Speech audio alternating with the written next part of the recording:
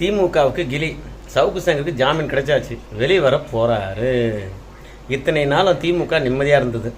சவுக்கு சங்கரை பொறுத்த வரைக்கும் உண்மை இருக்குதோ பொய் இருக்குதோ, ஆனால் அனுதினமும் திமுக மீது குற்றச்சாட்டுகளை அடுக்கி கொண்டே இருப்பார். திமுக அதுக்கு பதில் சொல்லியே ஓஞ்சிடும். ஆனால் மீடியாவில் சொல்லலைன்னா கூட சமூக வலைத்தளத்தில் 24 மணி நேரம் சவுக்கு சங்கருக்கு பதிலளித்து கொண்டே இருக்க வேண்டிய சூழ்நிலை ஏற்படும். திமுகவுடைய உடன்பிறப்புகள் சவுக்கு சங்கர் சொல்லுகின்ற பொய்க்கோ உண்மைக்கோ முட்டு கொடுத்து முட்டியே தேஞ்சு போகிற அளவுக்கு பார்த்தீங்கன்னா சவுக்கு சங்கருக்கும் திமுகவினருக்கும் மோதல் இருக்கும். அது இப்போ தொடரப்போகுதுன்னு நினைக்கிறேன். உச்ச நீதிமன்றத்தில் சவுக்கு சங்கர் அவர்களுக்கு குண்டர் சட்டம் போட்டாங்க இல்லையா, அந்த வழக்கில் ஜாமீன் கிடைச்சிருக்குது. நம்ம சவுக்கு சங்கர் தாயார் சென்னை உயர்நீதிமன்றத்தில் ஆட்கொணர்வு மனு போட்டாங்க. குண்டர் சட்டத்தை ரத்து பண்ண சொன்னாங்க, ஜாமீன் கேட்டாங்க. ஆனால் சென்னை உயர்நீதிமன்றத்தில் எதுவுமே வேலைக்கு ஆகலை. உச்ச நீதிமன்றத்துக்கு போனாங்க, ஆட்கொணர்வு மனு எடுத்துகிட்டு போனாங்க. என் பையன் எப்படிங்கிறான்னு தெரியல, எங்கே இருக்கான்னு தெரியல, அவனை முதல்ல கண்டுபிடிச்சி தரணும் அப்படின்னு சொல்லிட்டு நான் சென்னை உயர்நீதிமன்றத்தில் மனு போட்டேன். அதை விசாரிக்கவே மாட்டுறாங்க மயிலாட் அப்படின்னு சொல்லிவிட்டு சுப்ரீம் கோர்ட்டுக்கு போனாங்க. சுப்ரீம் கோர்ட்டானது அந்த வழக்கெடுத்து நாங்கள் விசாரிக்கிறோம் அப்படின்னு சொன்னாங்க. ரெண்டாவது, என் பையன் மீது தேவையில்லாமல் குண்டர் சட்டம் போட்டிருக்காங்க. என் பையன் எந்த குற்றமும் செய்யலை. திமுகவில் ஒரு அமைச்சர் இருந்தார், அந்த அமைச்சருடைய தவறுகளை சுட்டி காட்டினார். அதனால் அந்த அமைச்சருடைய பதவி போச்சு. அதை பழி வாங்குறதுக்காக என் மகனை தூக்கி உள்ளே வச்சு போட்டாங்க. இது அரசியல் பழி வாங்குறது தாங்க. அதனால் தயவு செய்து குண்டர் சட்டத்தை ரத்து பண்ணணுங்க. அவர் ஒன்றும் பெருசாக அவதூறாக பேசியில்ல, பல தருணங்களில் பல பேர் பேசியிருக்கிறாங்க. அதை அடிப்படையை வச்சு குண்டர் சட்டம் போட்டிருக்காங்க அப்படின்னு உச்சநீதிமன்றத்தில் வாதிட்டாங்க. உச்சநீதிமன்ற நீதியரசர்களை பொறுத்த வரைக்கும் தமிழக அரசாங்கத்துக்கிட்ட கேள்வி கேட்டாங்க. சவுக்கு சங்கரை எதற்காக நீங்கள் தடுப்பு காவலில் வச்சுருக்கீங்க, குண்டர் சட்டம் போட வேண்டிய கட்டாயம் என்ன அப்படின்னு சொன்னாங்க. ஆனால் சவுக்கு சங்கர் தானுங்களே, அவர் அரசு ஆவணங்களை திருத்தி அவதூறு பரப்பிட்டு இருக்காருங்க. கிளாம்பாக்கு பேருந்து நிலையம் விஷயமாக அரசாங்கம் செய்யாத வேலையை போலி ஆவணங்கள் மூலமாக அவதூறு பரப்பி போட்டாருங்க.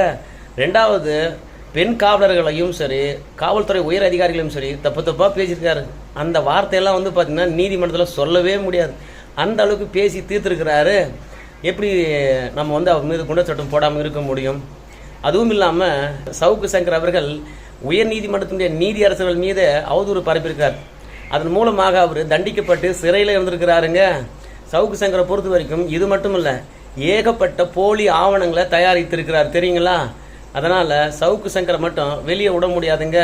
அவரால் ஏகப்பட்ட பிரச்சனை இருக்குதுங்க. அதனால் தடுப்பு காவலை வச்சுருக்கோம்னா அவர் எந்த அளவுக்கு தீவிரமான தவறான செயல் ஈடுபட்டுக்கிறான்றதை நீங்கள் புரிஞ்சுக்கணுங்க அப்படின்னு சொன்னாங்க.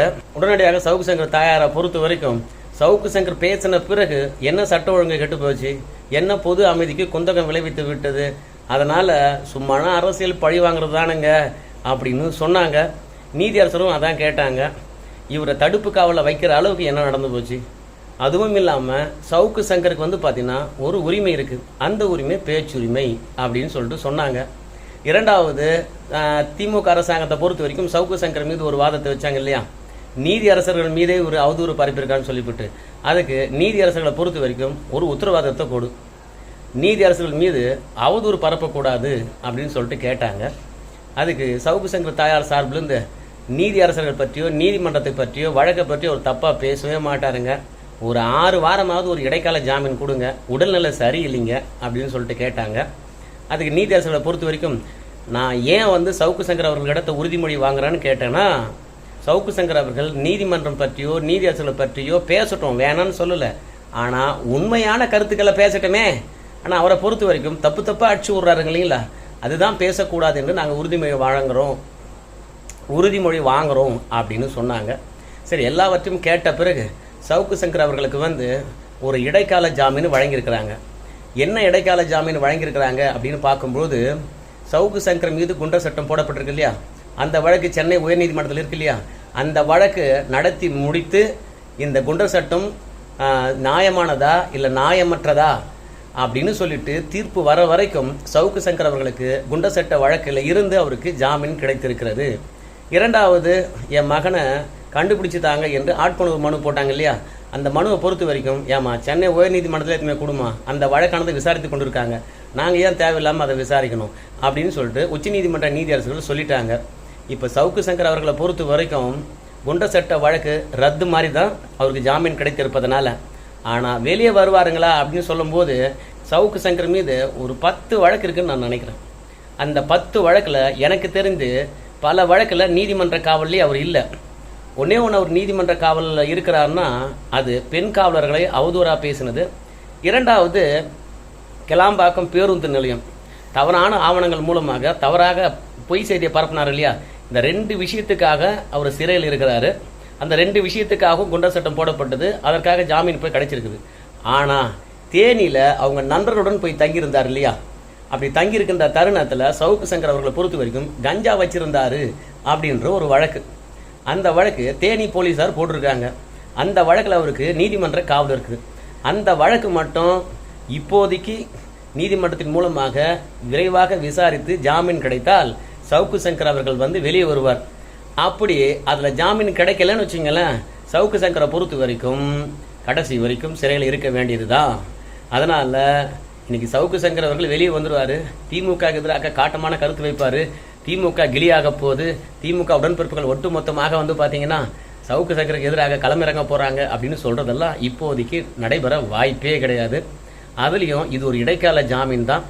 ஒருவேளை குண்டர் சட்டம் போடப்பட்டது சரிதான் என்று சொல்லிவிட்டு சென்னை உயர்நீதிமன்றத்தில் தீர்ப்பு வந்துடுச்சுன்னு வச்சிங்களேன், அந்த ஜாமீனானது ரத்தாயிடும். மீண்டும் ஒரு சிறைக்கு தான் போகணும்.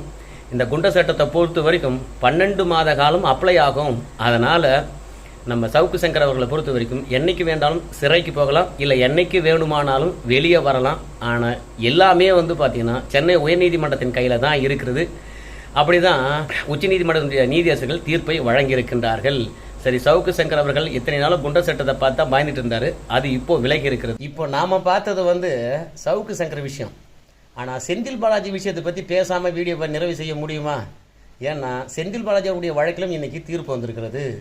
என்ன தீர்ப்பு வந்திருக்குதுன்னு பார்க்கும்பொழுது, நான் சட்டவிரோத பண பரிவர்த்தனை செஞ்சேன்னு சொல்லிட்டு அமலாக்கத்துறையானது என் மீது வழக்கு போட்டுக்குது. ஆனால் பாருங்கள், அந்த செயலில் நான் ஈடுபடவே இல்லை. அதுவும் இல்லாமல் என்னை கைது பண்ணது சட்டவிரோதமான கைது. ஏன்னா நான் பண பரிவர்த்தனை செய்ததாக இந்த அமலாக்கத்துறையானது 24 மணி நேரம் குற்றச்சாட்டு வைக்கிறாங்க இல்லையா, என்ன ஆதாரத்தை கொடுத்துருக்குறாங்க. அதனால் இந்த அமலாக்கத்துறை வழக்கை வந்து ரத்து பண்ணணும் அப்படின்னு சொல்லிட்டு நம்ம செந்தில் பாலாஜி அவர்கள் மேல்முறையீடு பண்ணியிருந்தார். அந்த வழக்கு இன்னைக்கு ரத்தாகி போச்சு. ஜாமீன் கேட்டார், ஜாமீனும் கிடைக்கல. 2வது வந்து இந்த பணம் வாங்கிக்கின்னு போக்குவரத்து துறையில் நான் வேலை போட்டு தரேன் அப்படின்னு நம்ம செந்தில் பாலாஜி அவர்கள் சொன்னார். அந்த வழக்கு முடிகிற வரைக்குமாவது இந்த அமலாக்கத்துறை வழக்கு கொஞ்சம் தள்ளி வைக்கக்கூடாதா அப்படின்னு வேற கேட்டார். அந்த வழக்கையும் வந்து பார்த்தீங்கன்னா சென்னை உயர்நீதிமன்றத்தினுடைய முதன்மை நீதிபதி அல்லி அவர்கள் தள்ளுபடி பண்ணிவிட்டாங்க. அந்த வழக்கை எடுத்துக்கிட்டு அவர் உயர்நீதிமன்றம் போனார். உயர்நீதிமன்றத்திலும் அந்த வழக்கு தள்ளுபடி ஆகி போச்சு. அதற்கு பிறகு அமலாக்கத்துறை வழக்கே சட்டவிரோதமானு சொல்லி போட்டு சென்னை முதன்மை அவர்ம நீதிமன்றத்தில் போட்டார், தள்ளுபடி ஆச்சு. சென்னை உயர்நீதிமன்றத்துக்கு போனார், அங்கேயும் இப்போ தள்ளுபடி ஆகி போச்சு. ஆக மொத்தத்தில் இந்தியாவில் இருக்கக்கூடிய சிபி சோரன்ல இருந்து சவுக்கு சங்கர் வரைக்கும், அரவிந்த் கெஜ்ரிவால்ல இருந்து ஜாபர் சாதிக்கு வரைக்கும் ஒவ்வொரு வழக்கிலும் ஒவ்வொருத்தருக்கு ஒரு முறையாவது ஜாமீன் கிடைக்குது. ஆனால் நம்ம செந்தில் பாலாஜி அவர்களுக்கு எந்த வழக்கிலும் ஜாமீன் கிடைக்க மாட்டேங்குதாப்பா. என்ன பண்ணுறது நமக்கு தெரியலையே. அதனால் செந்தில் பாலாஜி அவர்கள் அவ்வளோ சீக்கிரம் வெளியே வருவார் என்று நம்மளால் எதிர்பார்க்க முடியாது. ஸோ செந்தில் பாலாஜி அவர்கள் 2 வழக்கும் எதிர்கொள்ளுகின்ற நிலையில் தான் இன்றைக்கி இருக்கார். அடுத்து அவருடைய நீதிமன்ற காவலானது இன்னும் 2 நாள் நீட்டிக்கப்பட்டிருக்குது. சரி, பார்ப்போம் செந்தில் பாலாஜி அவர்கள் எப்போது வெளியே வருகிறார் என்று.